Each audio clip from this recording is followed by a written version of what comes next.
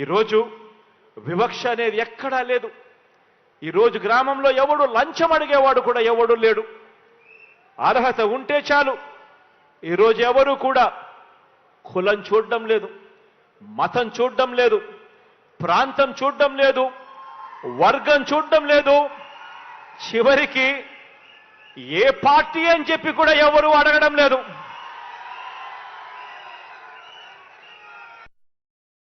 చాలు మీ కష్టం నా కష్టంగా భావించి ఈరోజు ప్రతి అవ్వకు, ప్రతి తాతకు, ప్రతి చెల్లెమ్మకు, ప్రతి అక్కకు ఈరోజు తోడుగా అండగా నిలబడే కార్యక్రమం ఈరోజు మీ బిడ్డ పరిపాలనలో మాత్రమే జరుగుతా ఉంది అని కూడా చెప్పడానికి గర్వపడతా ఉన్నా.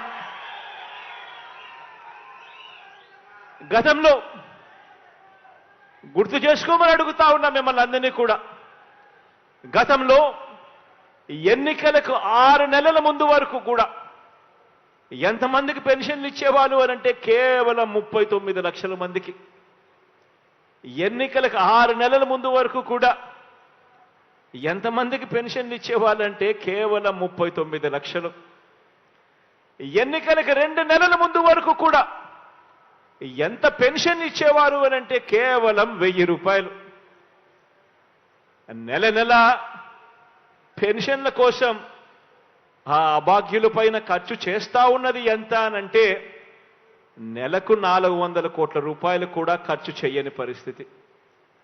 ఈరోజు మీ బిడ్డ పరిపాలనలో జరిగిన మార్పు గమనించమని అడుగుతా ఉన్నా.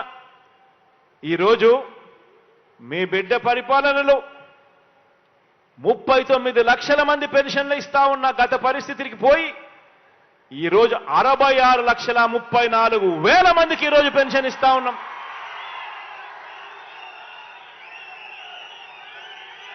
గతంలో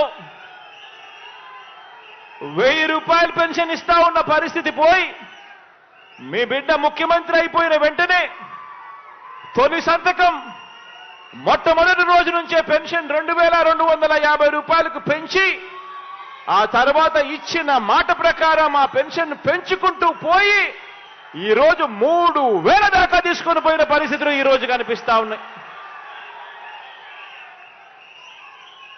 ఈరోజు నా అవ్వ తాతల ముఖంలో చిరునవ్వును చూడాలని, అభాగ్యులైన నా అక్క చెల్లెమ్మల ముఖంలో చిరునవ్వులు చూడాలని, దివ్యాంగులైన నా అన్నతమ్ముల ముఖంలో చిరునవ్వును చూడాలని ఇవాళ మీ బిడ్డ ప్రభుత్వం కేవలం పెన్షన్ల కోసం ఖర్చు చేస్తా ఉన్నది అక్షరాల నెలకు 2,000 కోట్ల రూపాయలను కూడా ఇవాళ చెప్పడానికి గర్వపడతా ఉన్నా.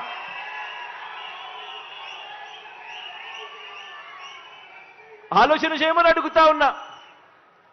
ఎక్కడ 1000 రూపాయలు, ఎక్కడ 3,000 రూపాయలు, ఎక్కడ 39 లక్షల పెన్షన్లు, ఎక్కడ 66,34,000 పెన్షన్లు, ఎక్కడ నెలకు 400 కోట్ల రూపాయలు మాత్రమే